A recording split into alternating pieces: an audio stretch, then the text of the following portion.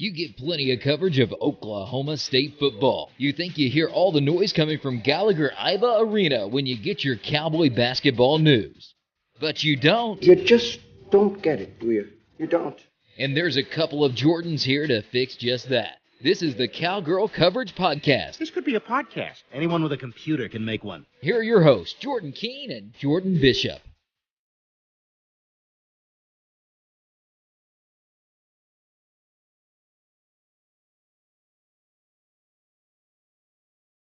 What up? Welcome into the Cowgirl Coverage Podcast. Jordan and Jordan with you as usual, and got a really good interview. I mean, when you're talking about so we've done. First of all, we didn't pigeonhole ourselves with this podcast.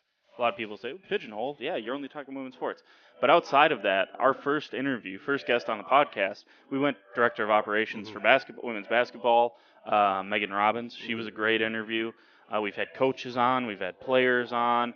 I'm sure throughout we'll branch into different types, but we had a sports information director and SID on today, a PR person, for those people who don't know the lingo that's used for it's the college term of a PR professional. And John Langham coming up, the interview with him, really fun interview, probably among the most the most fun I think we've had. You can just tell the passion that he has for this program, and he does a great job working with us in the media. He makes our jobs a ton easier. Yeah. No doubt about it. So looking forward to that one coming up. Yeah, and he does a lot. I mean, for the smaller sports, the SID does, obviously, he puts the media guy together. He's the one that keeps all the stats curated. He's the one who deals with all the ESPNs coming to town, and Hayden has to do the official score. So he does a lot for that team. Yeah. All the videos and tweets you see are from him, too, so he does a lot. I can't tell people at home that are listening how many times in the press box, my man Jordan Bishop goes, "Hey, John, what is the record for so-and-so during so-and-so?" Yeah. And, I mean, more times than not, he's on it. Yeah, he knows off the top of his head. Yeah, he's pretty prepared when it comes to a game week, and obviously you can tell he works extremely hard if you're in the media, all that. So let's get into this here, Jordan. It's going to be all softball, all podcast long, including the interview with John. We'll probably end with the interview. Normally we like to donut it right in the middle, but we'll probably end with it. Give our breakdown here of a huge Bedlam series, and then next week we'll kind of catch everything up on women's golf that'll be happening coming up here, I believe, this weekend. This weekend is the start of the regionals for women's golf. Right, and again, Norman. Liana Bailey and Han Swan Yu down there in Norman. So we'll see if they're able to. We'll see what the weekend looks like, brings for them. Big weekend for women's tennis, but we'll catch up on all of that maybe next week. Maybe we'll put out a short one on women's tennis as well this week beforehand. We'll see. But I think I'll be out there Saturday. You'll probably be down in Norman. But I'll be out there at the women's tennis match on Saturday. So hopefully hopefully they're playing Saturday. I expect think they them will. to. Yeah. So again, don't want to get into that too much, but looking forward to that this weekend, no doubt about it, and we'll have some audio from that this weekend. Hopefully, it's good sounding audio from Sunday because it's as you said, Slam Tennis thinks it's one of the tougher regionals there is out there. So we'll get into all of that next week, but not very often do you get series like this to happen, and especially in softball recently in the Big 12. OU, I mean, this is the third straight year it comes down to the final series of the year. It just feels different this year to me because, like, again, last year, 2 years ago, I was around here as a student. You didn't get that vibe that this team had. Maybe if OU played a real stinker, this team was good enough to come up and bite you. Very, very capable of doing that. But this team this year, I think on the outside looking in, maybe some national people, maybe some people even around the Big 12 might have said, you know what, the goal for OSU should be to really put a stranglehold on second place.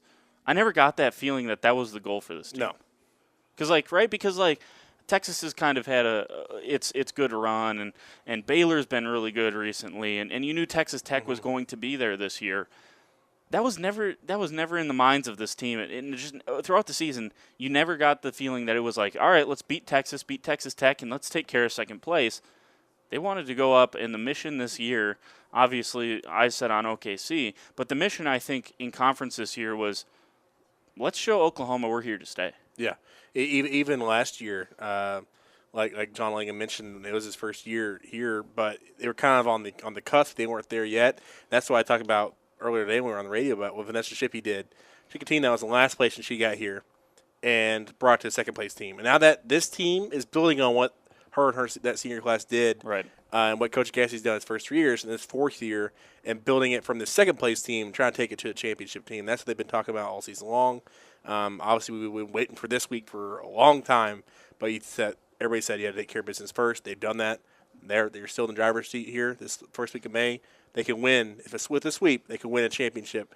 So it's going to be a tough contest, obviously, but it's a nationally televised for at least Saturday and Sunday. Be on one of the regional networks tomorrow. But I think it's going to be just a huge boon for OSU if they get a win. I know you want to go for the sweep. It's going to be a really tough test to do that. But if you go win, you show people that, hey, for 2 years, nobody can beat this team in this conference. We did it. We're a team that's to be reckoned with in this conference, and we're a team that, Big 12 is usually one of the best conferences in the country. If you're one of the best in this conference, you're one of the best in the country. So we're a team to be reckoned with on the national stage. No doubt about it. Let's get into the specifics of this series. OU is a challenging team. Top to bottom, this team, a good way to look at it is just by average. And the second best and the third best, both Texas Tech and a Texas player, Jefferson and Hamilton, those two are tremendous hitters. And it was one of the cases where you looked up and down the lineups and you say, man, if you can let these two get on but just snuff out the people around them, you're going to feel pretty good about how you play against Texas Tech and Texas. The difference between Texas Tech and Texas is Oklahoma has the top so this is in terms of average. Number 1, number 4, 5, 6, 8, and then down 14, 15. I mean, their lineup is littered with players with really, really terrific averages throughout this lineup. So not only is Sidney Romero going to get on, you also have to worry about Green, Clifton, even someone down the list, Jocelyn Alo, who, again, everyone is saying, what's going on with her? She's still hitting 402 on the season, and in conference is a tick better than that. So, I mean, you think about how poorly, I'm using air quotes here, how poorly Jocelyn Alo's playing. She still hit 12 home runs. She still hit 12 home runs. Average is terrific. I mean, it's just, this is a totally different beast. And in the circle, it's got to be a little bit, and I know, like, if you talk to Shao or you talk to Clakeley, they're going to be level-headed and they're going to be confident in their own abilities. But it's got to be a little bit nerve-wracking or a little bit intimidating to face a lineup that, you look at the averages, these aren't normal averages. Yeah, they have 4 people with over a 400 average. And the ones that aren't at 400, they're pretty high 300s. And so it's just a minefield you get to navigate. And that's the problem with this team is, I think last year there was a game where they were doing pretty well down there in Norman, and then Shane Knighton started the rally. And anybody in this lineup can start a rally at any point. And I think this year, you mentioned that there's a different thing with this Oklahoma State team. They feel they can do that too. And maybe they don't have the same averages and the same accolades and just all the glitter and, all that around OU. But they're a team that is never going to give up. We saw that last week against Texas Tech. And I think last week did a lot for this lineup in terms of, we talked about this before the Texas Tech series. That 8-hole had been one that was always a question mark. You never knew who was going to be in there. There was, Chelsea Alexander, Maddie Lohman, Mackenzie Thomas. It was just kind of whoever's going to be in there. I think Chelsea Alexander put her stamp on it last week and said that I want to be here, and that helps you out because even though the top 3 are doing really well this year with Riley Bayless, Samantha Shao, Madison Montgomery, it's not guaranteed they're going to be the ones that's going to get something done against OU. So you have to hope that 1 through 9, somebody in there can do something. And I think that's what Kenny Gasky feels that this team can do more than any other team he's ever had here at Oklahoma State. So it's going to be tough for the OSU pitching lineup, definitely against that Murderers Row at OU. But I think it's going to be equally as tough on Giselle Juarez on the other side. Well, and let me make this case for you, Jordan. I mean, you bring up good points about the top 3 in the order. I think that's what makes Kylie Naomi, whoever's hitting 8th, I think that's what makes that so important, is now we saw against Texas Tech. If number 8 and number 9 are sure outs, just certain outs, you aren't coming back against Texas Tech. No. You aren't winning that game. I don't see that happening. But when I looked at the lineup and I said, holy crap, Chelsea Alexander's leading off. She's a terrific player to get on base. Kylie Naomi in conference has been a little bit better than throughout the season. Plus, then you flip it over to the top of the lineup, and now you know Riley Bayless is. And by the way, so we list those averages, and everyone's like, okay, people are listening. Why should I keep listening? Why should I have any hope for this series for Oklahoma State? Let me pull up the conference on-base percentages because this tells a completely different story. And by the way, OU's still going to be littered in the top 10, but it's not as dominant. They don't have quite the stranglehold on it. Riley Bayless leads the league in on-base percentage in conference play. She's almost getting on at a 600 clip. That is stupid. Yeah. That is stupid. And you know, there are only 7 walks in there. A lot of it is hitting. She's hitting .510, leading the league in conference play as well. So obviously Clifton, a low green, and then Aviu. Am I pronouncing that right? Follow Aviu, yeah. Aviu. So out of the top 6, Oklahoma still has 4 of them. But then Oklahoma State has a couple in the top 10 as well. Oklahoma, number 1. Right. So both teams in the top 10 have 4 players in terms of on-base percentage. So you look at this, and Oklahoma down the lineup might outdo you a little bit down, you know, talking about your periphery hitters. But at the top players on both these teams, I think it's a coin flip, quite frankly. And then it comes to matching up in the circle, like you mentioned. But still, in the top 10, Schau, Richburg, Montgomery, Bayless. Those are all top 10 players in terms of on-base percentage in conference play. So when it matters, against the pitchers that know you best or are supposed to know you best, this team's figuring it out. And I don't know if it's being locked in. Richburg has made, talk about one of the sophomore seasons. Yeah. Not a sophomore slump for her, whereas Aloha has maybe taken a little bit of a step back in some people's minds. Richburg's taken a huge jump forward, and I think she's going to be a threat for years to come in this conference. But this year, 472 she's getting on base in conference play.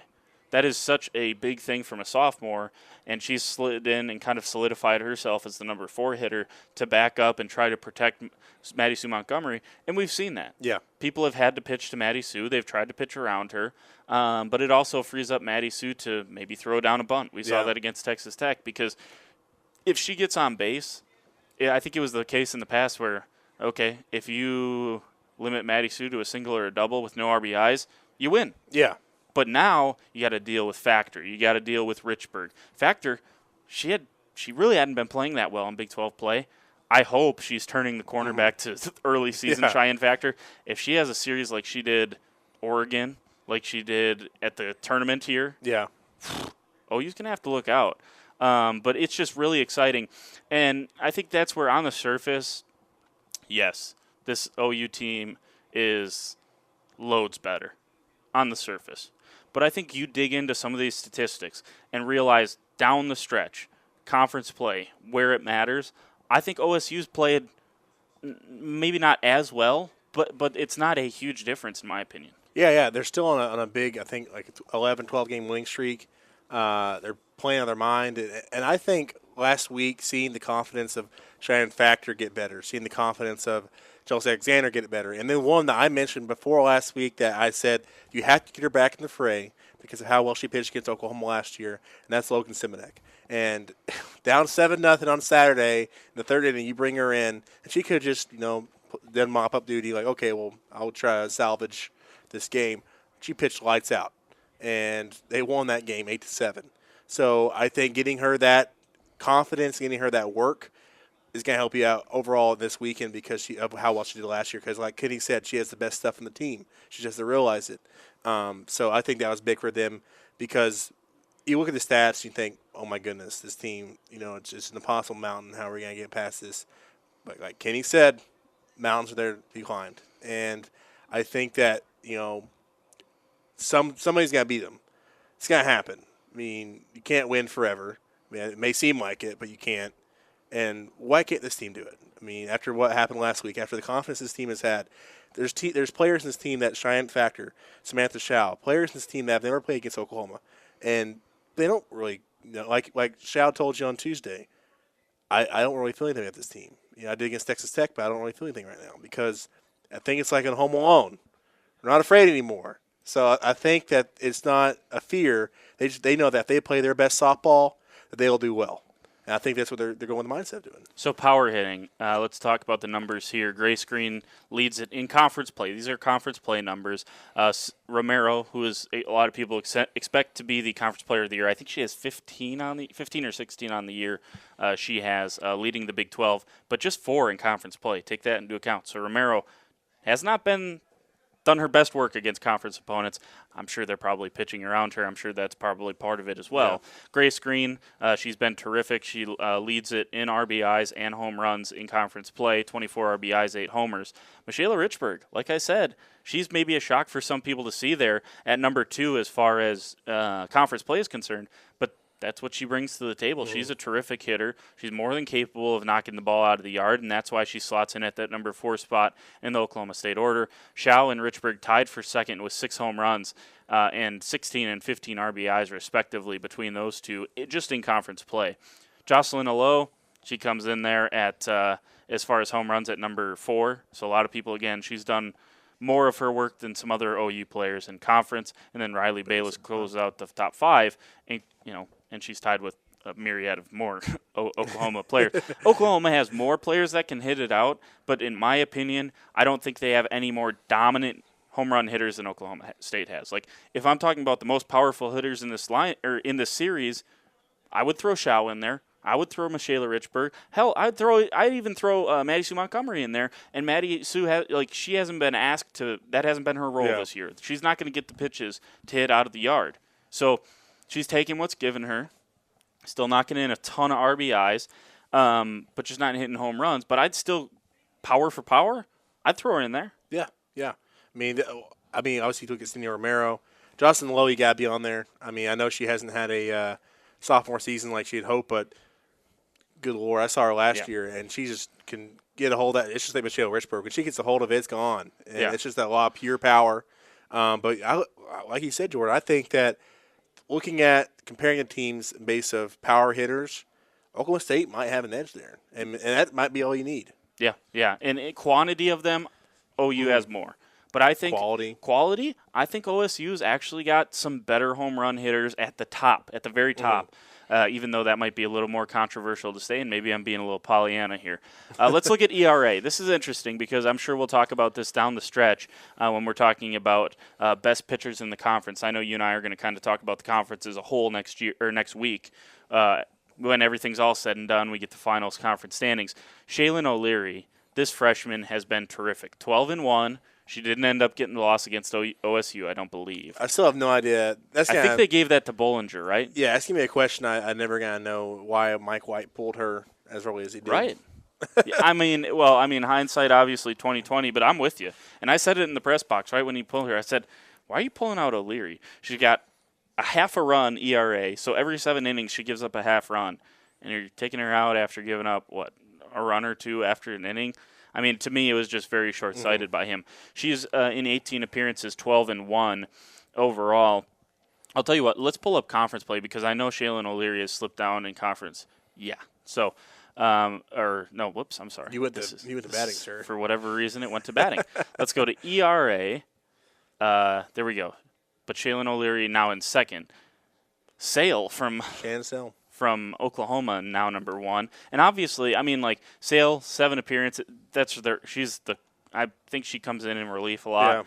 Yeah. So I'll take her out, in my opinion, because she doesn't have as many appearances. Take out O'Leary. O'Leary doesn't have as many appearances as well. Logan Simonex up there, again, because she doesn't have a ton of appearances. You're talking about players that have the most innings on their team, or most appearances on their team.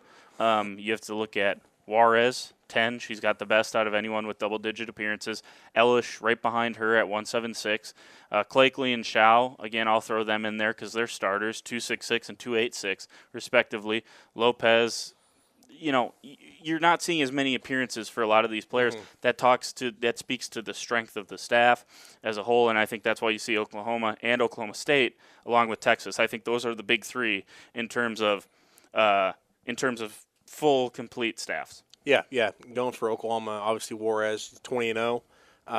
She has I think she's only allowed like 53 hits all year long, and she has an incredible ERA, obviously incredible strikeout number to walk ratio. So she definitely, come from Arizona State, was a big big win for them. You can see just looking at Arizona State's record without her, how big she was. Mariah Lopez was there last year. The Cowgirls were able to do pretty well against her, if I recall. Because Parker and Lowry dominated so much that when Lopez came out, it was kind of a bit of an easier for you. And then Shannon Sale, who we see that she's coming in as a good relief pitcher for them.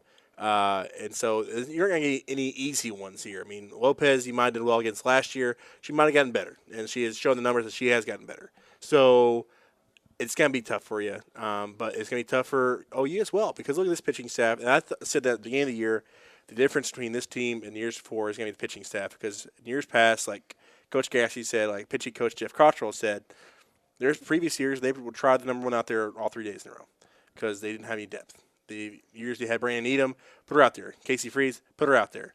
Now you can kind of mix and match. Shao is your Friday starter. She sets the tone. Clayclee's come in. I know she didn't have the best day on Saturday, but before that, she's pitching her mind out for the past 2 months. She's your Saturday person. Shao, maybe Sunday. Maybe you can throw in Simonek now that you got her back in the fray. You have some things to work with. You don't have to just rely on one person. I think this going to show a lot of dividends this weekend because, it's, like you mentioned, it's going to be a matchup of who's in the circle. So it's going to be a chess match. If you're going to throw out Juarez, we're going to have Shao. Like Shao said, she wants to go against the best pitcher. Like she showed against Miranda Ellis. So right. It brings out the best in her. So if you're throwing out Juarez, we're throwing out Shao. Throwing out Lopez, we're throwing out Clayclee. Throwing out Sale, we're throwing out Simonek. And again, I think Simonek, and I expect her to be. I think we got it. We talked to her on Saturday. She was locked in. Mm-hmm. She was locked in, and she better be locked in because, again, the leash is not going to be as long this weekend. You can't go down 7-0 to OU. You're not going to win that game. So the leash is going to be much shorter for all of these pitchers, whether it be Shao. Now they might let Shao work through some stuff. Clayclee, if she gives up 3 runs, that might be it for her. Mm-hmm. So I think that when that leash shortens, you got to be that much more sharp when you get your chance. And even someone like Gabby Sprang, I don't expect to see her this weekend. But if anything, if what hits the fan, you might need to throw her for a few innings just to save some arms and save some innings down the stretch because you do have to manage some of that stuff. So find it interesting to see who they put out this weekend. I think you're right. I think it's going to be Shao, Clayclee, Shao, and then sprinkle in Simonek when you need her. Because, again, I think Simonek could play a huge role in this series, more than maybe fans realize right now. And I fully if there is someone I am most confident in to not start a game and come in and have the swagger to be able to stop the bleeding, so to speak, I think Simonek's the one. She just exudes confidence.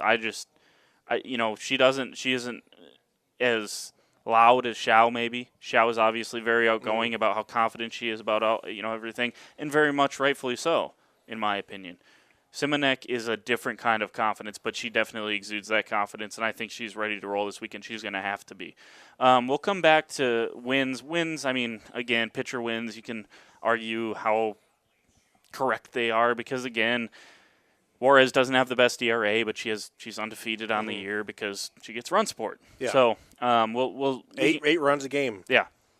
So, lead the country. So we'll come back to that probably next week because I think there are some pitchers on this wins list that are impressive pitchers that you're going to have to keep your eye on throughout the course of the next 4 years. Most notably, Erin Edmondson from Texas Tech. I believe she's a freshman. So we'll get into all of that next week.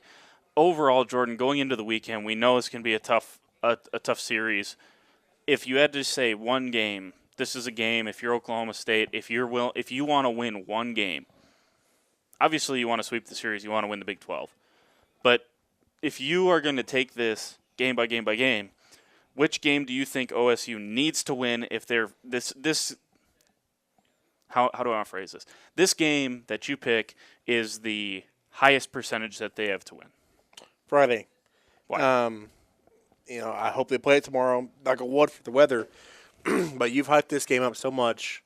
And it's going to have a large crowd out there, a home crowd like we talked about. And, again, Oklahoma hasn't seen you this year. Saturday and Sunday, they've seen you. So they might have a book on you. Friday, they haven't seen you. Go out there, be aggressive like Madison Montgomery said. Take it to them. And if you get a win there, you set the tone, maybe it sets up for a win on Sunday because you have the confidence finally that you haven't had in 8 years. So if you go out there tomorrow and just swing away, get a win there, end the streak, get ready to stop talking about the losing streak, and just finally win one in front of a huge home crowd, that sets the tone for Sunday, because that means even more people come out after Sunday, no matter what happens Saturday down in Norman, come out there Sunday because they've seen it happen before. They know it can happen. They believe in these girls, and the girls will believe in themselves. So you have to be able to get a win tomorrow. I think that's the highest percentage as well, because you've been hyped up. You're still running that emotional high from Texas Tech. And again, Oklahoma has not seen a team like Oklahoma State yet. Yeah, should be interesting, man. I'm looking forward to it. We're both going to be out there this weekend, at least at Cowgirl Stadium. I'll be out there. You'll be down behind enemy lines as well down there in Norman. Looking forward to this series. I think we both have all year long. Deep down, if I'm being completely honest with the people listening, I probably didn't think that we'd be in this situation. I didn't think I would, even if Oklahoma State had a chance to win. And by the way, I think it would have been fair for me to say I've predicted this team to finish second. I thought that they would. I thought this team was good enough to finish second before Big 12 play. But if you'd have told me, do you think going into Bedlam, you think that this team will have a chance to win the series? I'd have said no. And I think they legitimately do. If they win Friday, and all of a sudden the buzz around Stillwater is, holy crap, no matter what they do in Norman, they have a chance to come back here and win a series against Oklahoma. Win a series against Oklahoma. When's the last time that's happened? 2011. Yeah. That a team beat Oklahoma in a 3-game set. Crazy, man. It's crazy. So I'm looking forward to this weekend. I know you are too. So definitively, do they win one? I think they do. I know I've said in the past 2 years, I really do think they do. And tomorrow, I'm putting all my chips in that basket. It might not happen, but it could happen Sunday. I know I'm making it sound like it's impossible to win another Saturday. It pretty much is. But who knows? Anything's possible. But I think tomorrow's the best chance, and Sunday is the best chance. So I think it does happen, though. Out of these 3 games, the streak will end. So there you go. You heard it there from the definitive voice of Jordan Bishop. They will get a win this weekend. I would agree with you. I think this team is going to at least get one win this weekend against the mighty, mighty Sooners of Oklahoma. So I'm looking forward to it. It's going to be a good one, and we'll look forward to it. I'll tell you what. We'll finish off the podcast. We'll send it over to the Cowgirl Clubhouse, sitting on a cushy couch with John Langham. This was a fun interview. What's one thing they should listen for? You get so much. But one thing I really took out, obviously we talked about soccer and wrestling with him, but just him going into he had a really good line where we asked him about, he came over to this team, he didn't feel like he's really part of the team because you're kind of just the peripheral, you're just kind of the stats guy, the guy who does all the social media, but he feels that he's really part of this team and accepted as part of this team, and it really spoke to him. I think that was really cool to hear from him and hear him open up on that. No doubt about it. Fun interview. Hope you're not scared by the hour 10-minute sign on this video. Hope we provided some value in setting up this series in this first half hour of the podcast. I know John provides value in the last 40 minutes, so I can guarantee you that. I can't guarantee that you'll like what we had to say here in the first 30 minutes, but I can guarantee you'll like what John has to say. Very, very insightful podcast and very insightful interview of what you can expect from someone that runs. He's the thumbs, so to speak, of the Cowgirl Twitter or the Cowgirl softball team. So really fun interview with him. That's right now on the Cowgirl Coverage podcast. Jordan, episode 20 here. We'll wrap it up for our point of view. I know at the end of the interview I say we'll finish up the podcast after this. That won't be true. We'll end it with the interview. So Jordan, I'll see you for episode 21. Looking forward to that. I think we gave it a pretty good breakdown here of OU and a huge Bedlam series. So John Langham, right after this on the Cowgirl Coverage podcast on the Triple Play Sports Podcast Network. Welcome back into the Cowgirl Coverage podcast, Triple Play Sports Podcast Network. Jordan King, Jordan Bishop, now joined by John Langham. John, the Sports Information Director for the softball team. John, thanks for taking out a few minutes. Yeah, absolutely. Big week this week. What's this week been like for you? I know you're still finishing up some grad school work, and on top of that, number 1 team in the country coming to town for 2 games, just a huge Bedlam series. So What does your job look like? We'll get into your job overall, but what does your job look like this week, and how crazy it's been? It's been wild. This week especially, coming off a big sweep of Texas Tech here in Stillwater last weekend, a top 15 team. It really creates some momentum among our fan base, and so the biggest job for me is capitalizing on that and getting the word out about, hey, we're still in a Big 12 title chase. This program's really turned it around within 4 years once Coach Gajewski got here, and while they have a tall task this weekend, it has a chance at least of winning their first title in 20-plus years. And so the biggest thing for me is to make sure that our audience knows at all times, like, hey, you need to be here, or you need to follow along, that this is a group worth watching, and it's something that should be important to this community and OSU fans across the country. So obviously we know your job expands much more than social media. We'll get into some of that, but social media is a big part of your job. Mm-hmm. And you had a lot of goals on growing the social media accounts. I know you've tweeted out some of those things. Where is it right now? Was it when you started? And what was your goal when you let go of it? So the biggest goal that I had coming into this year, this is my second year with softball. Back in August, Coach Gajewski came up to me and he said, hey, I'm hearing that a lot of our kids, or kids that they're talking to or want to talk to, are on Instagram. And so that's where they're following a lot of teams. So he said, I really want to put a lot into that. And so I made it a goal of mine to say, all right, I'm going to pump as much content from Instagram as I can, because I had noticed last year that it had started growing rapidly, more so than our other profiles, just because it hadn't been used as much. And so when I took over softball in the fall of 2017, it was at roughly 3,200 followers. And then by the start of this coming school year, so the 18-19 year, we'd hit about 4,200. And then when we got to January 28th, I remember that date because that's when I really started tracking. That's when we hit 5,000. And so if you break down the numbers on that, you get to about 20% growth in 6 months, which is actually really good. It's not great considering the number of people that should be following our account. But so throughout the season, I've gotten lucky that these girls have put on some clinics and put on some fiery displays, and so it's easy content for me to capitalize on, the most obvious being Samantha Shao and her bat flips and all that, and just watching it grow throughout. And so actually a couple days ago, we hit 10,000 followers on Instagram. So in less than a season, it has doubled the number of following on Instagram, which is awesome for me because I've gotten to see it grow and see the reaction. I was telling Coach Gajewski the other day, once it hit 10,000. So back in the fall, I had posted a photo of our uniforms on mannequins in the locker room. It was a really cool photo. It was our most liked post ever at the time. It got 675 likes, which I was ecstatic about at the time because I was like, yeah. So this past Sunday, Samantha Shao hits that walk-off home run. I tweeted out the slow motion video that our friends over at Orange Power Studios sent me. That post has been liked 2,500 times. Wow. So you can see just how much this team has created an investment from the community and the people around it. And so you're seeing a lot of that with Twitter and Facebook now too. We have 18,000 people who follow us on Facebook, another 13.5 on Twitter, and both have grown probably about roughly 1,000 or 1,500 this year. And so it's really cool to see. And as this team continues to have more success in the years that come, it's just going to spike. Obviously, you talked about how great this team is doing helps you out, but is there any analytics to going into how much you want to post on a certain day or during game day, or what types of posts you put out there that generate the most traction? For me, I try to use a lot of trial and error, and so looking at how other teams are posting content and what works well for them, as well as what seems to get the best reaction out of our fans. And so one of the things that I've noticed is just that our fans really love to see the personality of these girls come through.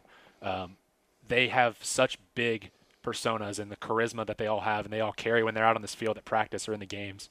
It's hard to present that at times for people that aren't in the stands. And so to get those people here, you've got to be able to show that. And so whether it's, bat flips and fist pumps and screams from Riley and Sam Shao to, just going about her business and just being a silent assassin on the fields like Maddie Sue Montgomery, showcasing that and showing our fans just how much these girls care and how well the years they put into this craft has been the biggest thing. And specifically, you can look at analytical data. I try to do it at times to see, okay, when do our audiences most look at content? The most common time that people are on Twitter is at work during lunch, right when they get home, right before bed, whatever. And so posting stuff during that times, you're more likely to get a higher percentage of your followers that are on there, or people that are on there looking for content. And so there's some strategy that goes into when I post things, and when I want certain content to go out. But a lot of the times it's just I have an idea and I go, all right, I'm going to tweet this out today, or I'm going to post this because it's something I think our girls would like. It's something I think our fans would like, and something that I want to get out there as soon as I can, because there's no point hiding information that you want to get out there. How much fun is it for you? Because also you get to use a lot of references in your posts, like Game of Thrones, some WWE stuff. You get to have nicknames for some people. How much fun is that you use your imagination a lot to do these things? I've avoided the SS Shippy. That was one thing Vanessa thanked me for last year. So shout out Patrick Osborne. He was the SID before me. But it's really cool for me. I use the phrase all the time that social media is like my drug in a lot of ways. The thing I love most about my job with social media is that I'm the guy who gets to hit send tweet and really tell the story of Oklahoma State athletics and specifically softball. One of my most vivid memories with this job was last year. I got to be the guy live tweeting during the final round of NCAA golf of the championships at Carson Creek, and forever I'll remember that I got to be the one to hit send on your 2018 Cowboys are national champions, or whatever the tweet said. And seeing thousands of retweets pour in, and the way that the bat flip went viral this year and that sort of stuff, it really fuels me to see that I'm having an impact, as little as it is, because it's caused by those 21 girls and these coaches. I'm just the guy who gets to hit send. But being that messenger, and in a way I get to be basically a super fan, because I'm not at practice every day. I'm not in meetings and watching film and in the weight room. I probably should be more, but I get to be around this team every day and get to know these girls and their personalities, and then get to tell these fans that we have, hey, look at these kids, look at the athletic things they're doing and the way they're representing your university, and really involve those people and kind of connect two different crowds.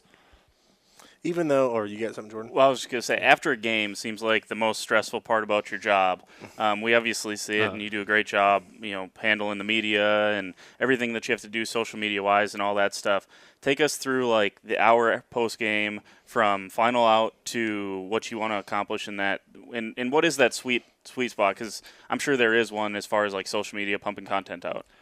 For me, it really depends on the moment. And that's one thing I like about being trying to be so connected to a team. I think I do a good enough job of being professional with the team and understanding that I'm a part of them and getting their message out. But like I said, I'm just a super fan in the most possible of ways when I'm watching this team, because my thoughts are constantly with them all the time. When I wake up, it's, all right, what's going on Twitter today? And so in those post-game moments, if we win a game on the road that, for lack of a better term, we should win. If it's a midweek game where it's a team that's from a different conference and it's something that our fans expect us to win, it might not be as much post-game social just because it's expected. But you come out here and post 3 straight comeback wins against top 15 Texas Tech. The day after coming back from 7-0 and hit a walk-off home run, and Samantha Shaw pimping the home run and the crowd going crazy, I can feel the energy in me. And so all that's going through my head is, if I've got this energy, these fans have that energy, it's something that they want to consume. And so really what goes through my head is just get as much stuff out as I can. Analytics will show you the window's about 2 hours after a game, depending on times, because, if we play a 6 o'clock road game at North Texas, we get done 8:30. The 2 hours after that, everybody's going to bed. They're really away from Twitter, whereas Sunday afternoon, Saturday night, they're on there more. And so I always try to capitalize on that first hour to 90 minutes, depending on how big the game is. And like this past Sunday, for example, as soon as the game ends, it's get the walk-off home run tweeted out, schedule out the video, schedule out the final score graphic, and then it's, all right, that's my next 15 minutes. What do I have for the next 45 after that? And so it's constantly going and working with students that I have in our office that are helping me on game days, going, hey, I need you to send me this photo. I need you to get this here, get that there. And really just trying to tell every story from every angle that I can from that game. Because those are key opportunities where your fans might get tired of seeing 1,600 different posts, but if one person retweets this post and one person retweets this post, that's all their followers that don't follow us see. And so the more content I can get out there, the better chances of those new audiences going, okay, softball's doing something cool. I forgot. I need to follow them. And so they come over to us and see everything else. So even though you said you don't really feel like you're part of, meetings or practice and like that, but do you feel in the 2 years that you've been doing this that you've gotten closer to the coaching staff and the players, that you feel a little bit of a part of the team a bit? Oh, absolutely. I think, and especially this year. Last year, I'm an introvert at heart in a lot of ways, and I think that's what really appealed me to the sports information side is I get to just sit with numbers and do my thing. I don't have to be in front of a camera like anchors and stuff all the time, which is what I always wanted to do growing up. But this second year, I cannot give enough praise to Kenny Gajewski and this coaching staff and this team for including a random nerdy dude who tweets too much about Batman, pro wrestling, and Game of Thrones. Because I walk in that locker room and nobody's like, "Why is John in here?" They don't think it's weird if I'm out here with a camera at practice or anything like that. Coach has never restricted me from things. He wants me at more stuff than I'm at probably, and it's a credit to him in the way that he's been open with including everybody, whether it's fans, alums, etc., and making sure that this entire community, let alone the guy who goes on the road with him to tweet, is a part of this family and a part of this team. And I've definitely felt that, and it's something that I'm truly grateful for. What goes into outside of tweeting, social media? You take care of media guides, media, presence. I would assume like radio, stuff like that. You're kind of the catch-all for everything media related. What all goes into like a game week? Like, you coming to town. What all goes into show notes, media, making sure everyone's credentialed, stuff like that? It's really just a whirlwind of stuff constantly. So after the game recap goes out Sunday night for Texas Tech, I go home and decompress for a couple hours because it's a wild weekend, and I'm one of those go 100 miles an hour until I crash, take a day off, get back to going 100 miles an hour to people, which a lot of people in sports media are, and that's a great way to survive in that. But it can be hard at times, but Monday morning I'm in my office at 7 a.m. and I'm cranking away on game notes, and each week I should probably do a better job of organizing it, but I try to just focus on the week that is, unless there's something big like, for example, Big 12s and NCAAs coming up. But Bedlam was in the back of my mind last week, and knowing, hey, we're going to have an extra load of media. Like, if we are successful this weekend, that series becomes even bigger. And so preparations for that kind of happen with, hey, we need to make sure we have extra seating for media, that sort of stuff. But Monday morning is game notes and player of the week nominations and stuff from the previous week. So it's really more of a wrap-up. And then planning out social media for the week. So the first thing I do Monday morning is write my weekend recap and post it on okstate.com after I'm going on game notes and all that stuff, and then get my social media done for Monday, and then go, okay, what's social media for Tuesday, Wednesday, Thursday? We get to game day Friday. Tuesday, we get into rankings and a bunch of other releases, whether you win player of the week. Game notes typically would go out around then just because we normally have midweek stuff. And then Wednesday, Thursday is really just making sure that everything's in line for the weekend. So it's really continuing to pump out social media, because that's when you really get to the, hey, you've got 2 days to get your ticket. You've got media needs to make sure they get their info, getting interviews with people out in the community, whether it's coming on Triple Play Sports, it's getting it out with the Stillwater News Press of the Ocali, and then also just making sure that if you're on TV that weekend, setting up calls for Coach G, because those commentators want to hear from him. They want to hear from our players at times, and so working with them so that they can get a grasp on what Oklahoma State softball is all about, so that then they can tell their audiences about it, because there's only so much that a set of game notes can do when you're reading it. And so it's constantly just kind of managing different things. My sport administrator, Jesse Martin, my official title is a sports information director or a media relations coordinator, but he refers to SIDs more as brand managers now, because even though I'm not the one necessarily setting the message at times, anything that gets sent out for the most part goes through me. So whether it's a marketing promotion like, hey, we need you to tweet this out or something. And so it's a lot more than just sports information, but it's awesome to have a hand in so many different pots. So you talk about TV, and obviously this weekend, and throughout the year, you've had ESPN in here, you've had Michelle Smith in here. I think the ESPN game is the Norman game this weekend. But then Fox Sports, is it Fox Sports 1 on Sunday? It's FSN, so it's on all the regional networks. So there you go. Just the growth of the national presence of media. I think I saw a tweet earlier this year from ESPN PR that said something along the lines of 1,000 some broadcasts on all the ESPN platforms, including ESPN Plus, for softball this year. Even in just the 2 years you've seen, the growth of this sport seems to be just, I mean, mushroom cloud right now. What have you seen on that side of things, and how cool is it to be a part of this sport right now? It's incredible to see. Softball is a game that once you get in, it's in your blood. Like I probably watched 3 softball games growing up. My cousin played a ton of travel ball. She ended up playing at Texas State for a couple of years. But I probably went to 3 of her games, watched one of my high school games, and that was because I was filming it for a broadcast project.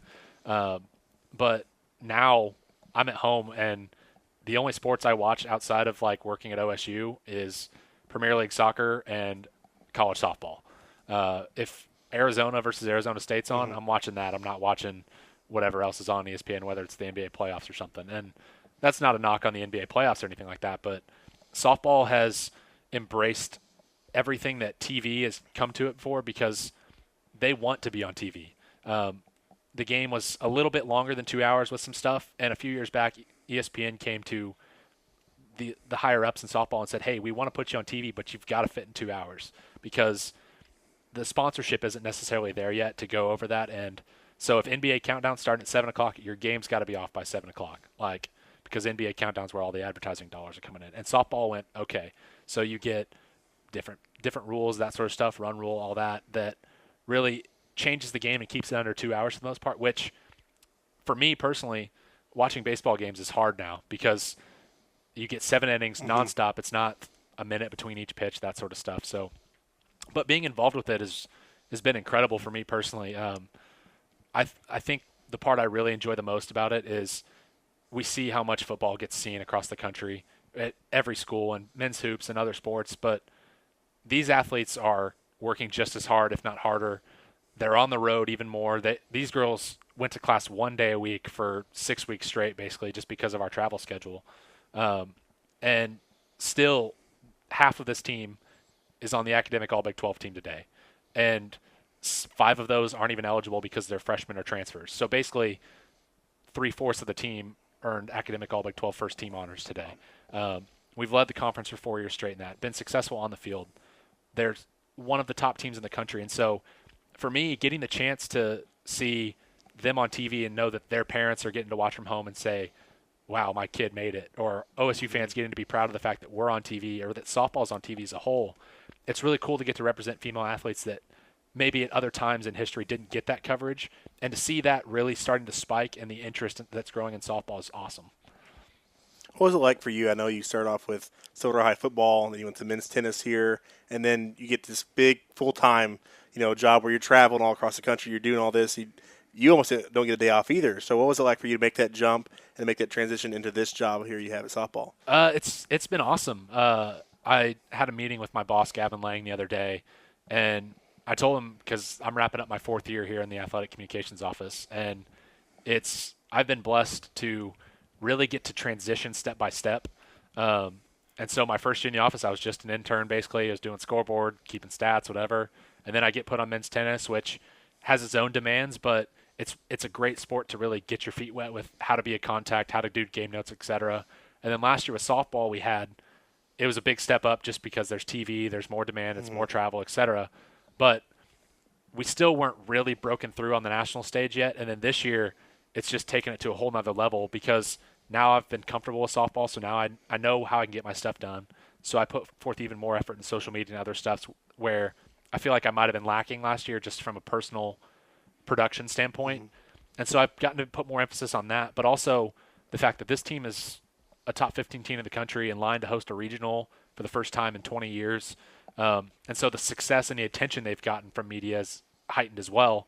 And so now I feel even more prepared to move on from here or wherever my next spot is to go to a bigger sport or to stay with this team as they continue to grow. And so it's just been awesome. And even dating back to my Stillwater High days, I did a bunch of stuff at my high school back in Kansas City at Lee Summit West.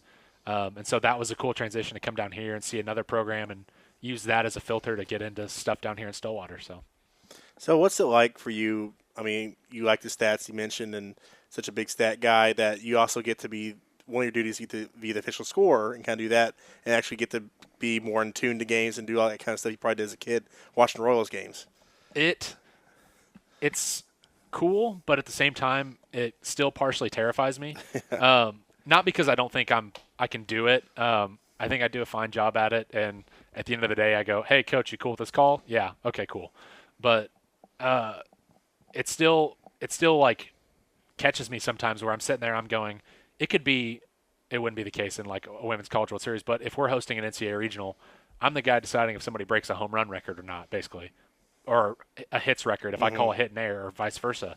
For example, last year when we were in NCAA regionals, Vanessa Shippey was, I don't know, 8 for 12 or something over 3 games. She had an ungodly tear, as she did all season long, and made my job super easy. I can never thank her enough for that. But, you know, there was an iffy call. We ended up calling it a fielder's choice initially, or the SID scoring it did. And afterwards I go downstairs and coach Vanessa, her parents, her fiance at the time, Matt, were like blowing me up. They're like, dude, that's a hit. That's a hit. She's chasing a hits record here. Like, what are you doing? And I'm like, all right. I'll go up and fight for it. So I ended up debating with DePaul's SID, and he was like, yeah, that's fine. So I made it a hit. But so I got her an extra hit, which is awesome, because it should have been a hit. But at the same time, it made me think. I was like, how many iffy calls this year were there that I either could have gone hit or error if I went error on something, that she ended up, I think, 4 shy of the school record for hits. And so over 4 years with 3 different people scoring games that aren't technically official, like NCAA guys who are totally in the rules, it's crazy sometimes to know that, like, I can be the distinction of whether somebody's remembered as a record holder or not. But either way, she's obviously an incredible player and has plenty of stats to her name. So that is pretty terrifying. So I never want to do it. I always said, you know, you look up what the MLB guys get, and obviously those guys have been working in MLB a long time, the guys that end up getting that. But a lot of those guys get like $1,000 a game. Like, it's not a huge number for 82 home games or 81 home games, and you know, you're the difference between a perfect game and a no-hitter at the end of the day. So that's kind of interesting here at this level. Outside of softball, outside of media, you said you like Premier League. You're a Manchester United guy. I'm a Chelsea guy. So dark times right now. I know. Dark times. I know. No kidding. Hopefully Chelsea can hang on to the final Champions League spot. But you know, outside of softball, what are some things you like to do? I used to be a huge sports junkie that I just couldn't not watch 10 hours of SportsCenter every day. Now that I work in sports full time, I'm just a heart and soul kind of guy, and so I put every ounce that I've got into every day with this team and with OSU athletics as a whole. And so that's why there's really not a ton of them. I'm not a huge MLS guy. I'm a Sporting KC fan. I'm from Kansas City. But I don't really watch a ton of MLS, whatever. And so really I use Premier League soccer because you don't see it here. And it's not as featured as on Twitter every day and whatnot. And then I watch a ton of pro wrestling, just because it's not fake, it's scripted, but you know, it's just athletic theater. You know, sure, it's predetermined, but at the end of the day, so is every reality TV show. And so those are 2 things that I use to just kind of branch away, but most of the time it's just binging Netflix, playing FIFA. I'm really not a go out and party kind of guy because all of my effort goes to other things. And so a lot of what I like to do is just go home and kind of decompress and get away from stuff because I'm around so much attention and I'm constantly pulled in so many different directions with emails and texts and phone calls and trying to stay up on social media trends and what's popular, what meme is cool right now, and what happened in Avengers, all that sort of stuff. And, yeah, so I just kind of decompress when I'm not. What drew you to Manchester United? Have you ever seen them before? I have not gotten to see them live. It's on my bucket list to go over and watch a game at Old Trafford. But last summer when they were over here in the States, I tried desperately to go get a ticket to when they were in the ICC tour to go see them in Houston or Dallas or whatever, but just couldn't make it happen with work and vacations that went out with my family. But growing up, obviously in the heart of the Fergie era, but my youth soccer team growing up, we were red, we were named United, and so I just kind of connected that when I was a kid back in the early 2000s. I played soccer for 10, 12 years growing up, and so that was always the connection I had, and got away from it for a bit when I got busy with high school and thought I was too cool for it after I'd stopped playing, and finally got back in a few years ago. Unfortunately came back in after 2013, so it's been 6 rough years. I think I might have been the one to really put the curse back on the club, but I know Manchester City and everyone else is thankful for that. So Yeah, well, I mean, you can see him over here, but obviously the goal would be to see him over in across the pond. I know that's my goal. I've seen Chelsea over here, but I mean it's just different when they're playing exhibition games, and you understand that. You're a big Game of Thrones guy. We won't spoil any. We won't use any spoilers, but very controversial. And I mean, I'm a few seasons behind right now, so I know what happens. What happened on Sunday? This past season 8 episode 3. So where do you sit on it? There's a lot of people angry. Where do you sit on that without spoiling too many spoilers? It's weird for me watching TV shows at times because in high school I wasn't a film guy by any means, but I did a lot of broadcast journalism stuff in high school, wanting to be on SportsCenter and all that. And we had a film class as well, and so I was around a bunch of kids that were really big into cinematography and filming and editing and screenwriting, all that sort of stuff. And so I always got to pick their brains a little bit, and so I try to watch things in two different views. And so the cinematography, the score, etc. of Sunday's episode is brilliant. It's awesome. It's killer, but there's just something. It's not the Game of Thrones that everybody fell in love with. I think one of the biggest things, it's kind of fallen into classic TV show tropes that are used everywhere else, and that's one of the things I think drew people initially was, oh, these tropes don't exist. And when you get to the end of something this big, what's commonly referred to as plot armor, it starts to thicken, and when you think somebody's going to die, they might not. And so I think it's still amazing. It's still a live watch show for me. I used to be a huge Walking Dead fan, and then I wasn't turned off by the season 7 premiere. But when that happened, after that, I missed it the next week, and I just didn't want to watch. I was like, I finally stopped wanting to watch this live. But Game of Thrones has still been I'm ready, 8 o'clock, nobody talk to me for the last Sundays. And I started watching it live back in season 6, so it's awesome. I'm sad that it's coming to an end, but it's something I'll go back and rewatch for years to come. So, does it rank number 1 on your TV show list? As far as dramas go, yeah. It's hard for me to compare Scrubs to Game of Thrones. Fair. So I try to, as far as dramas or hey, if I'm watching something to feel intense or want to hear a score and all that, yeah, it's definitely what I'm going to. But most of the time, if I'm just binge watching something, it's probably going to be The Office or Scrubs or How I Met Your Mother or something that I can just put in the background and pick up an episode whenever and feel like I know the whole story. So, who's your favorite wrestler, and what's your favorite match you've ever seen? Okay. My favorite wrestler and favorite match both coexist in the same vein. He's outside of WWE. He's in a company that he's actually starting called All Elite Wrestling now, but his name's Kenny Omega. He's from Winnipeg. He's incredibly athletic, incredibly powerful, despite being sort of small for what the traditional stature of a pro wrestler's been.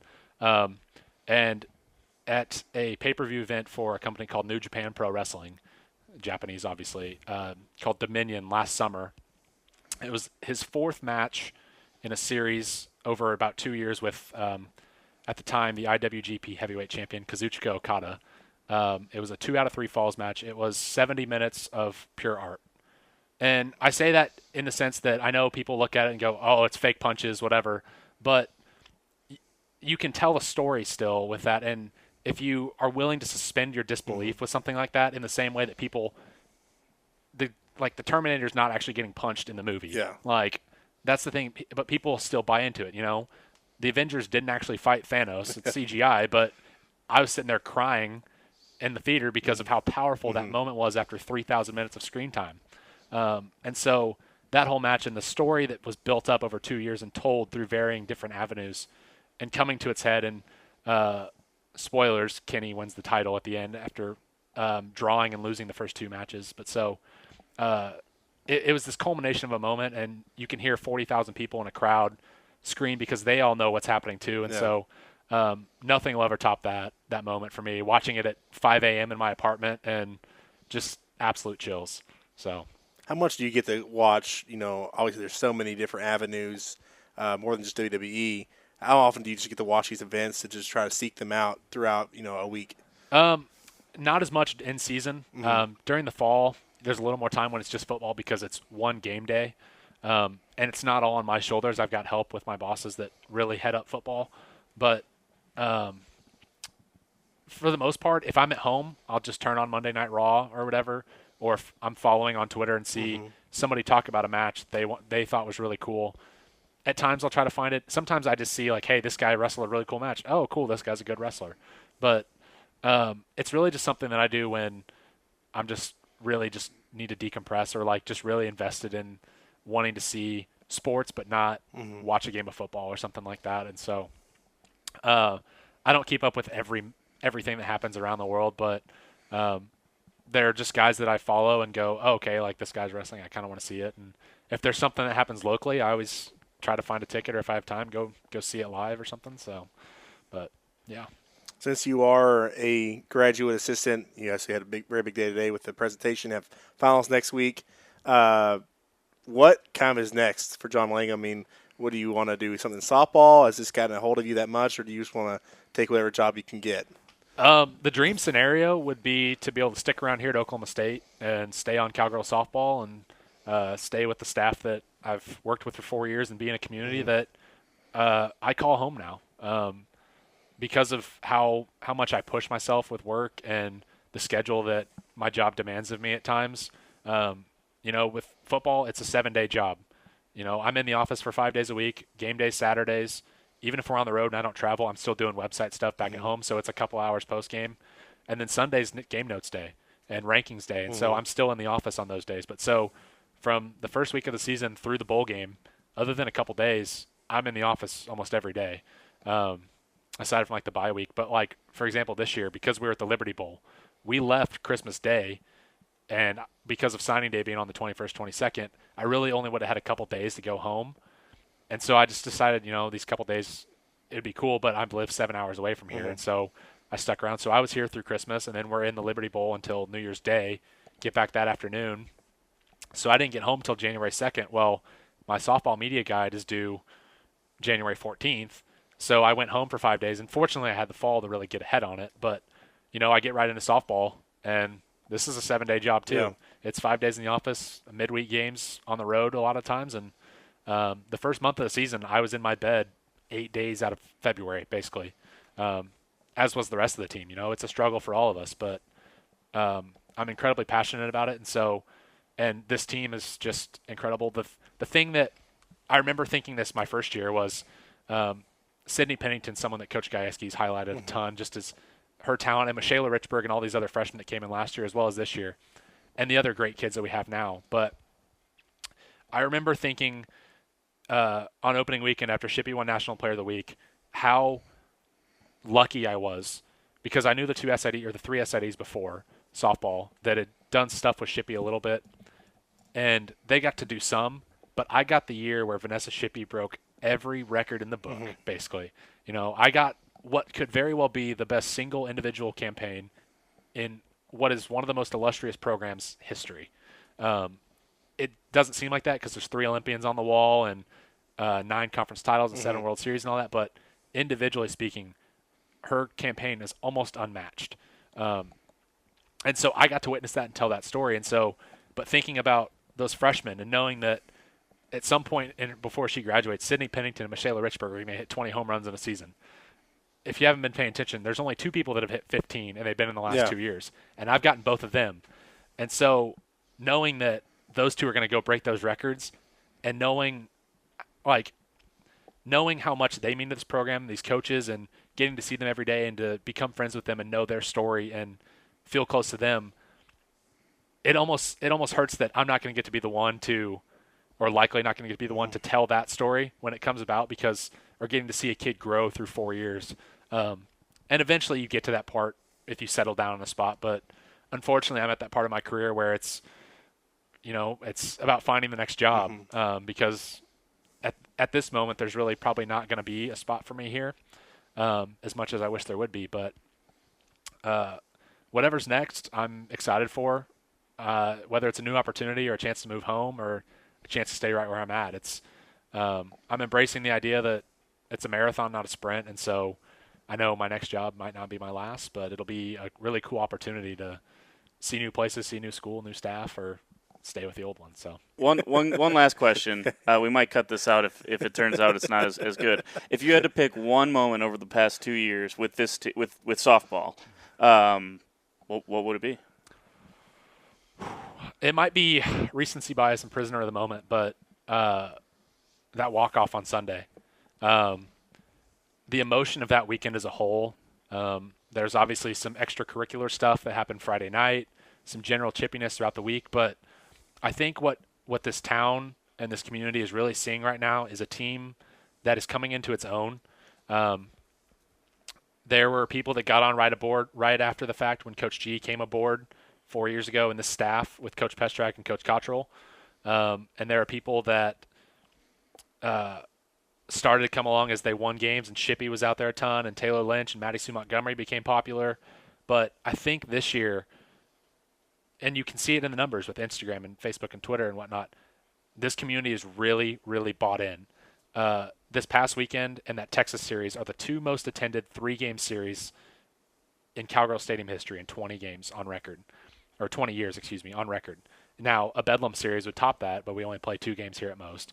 But seeing 750 people essentially 3 days straight, even Sunday during church time, at a Cowgirl softball game, cheering as loud as people ever have at this stadium. After the Texas series, one of their outfielders told one of our players, that's the toughest environment I've ever played in. And wow. So this place is a carnival now. It's amazing. The energy's off the charts. And seeing that build to a crescendo, too, just with the emotion of that game, the emotion of that weekend. And I didn't think a 7-run comeback could be topped.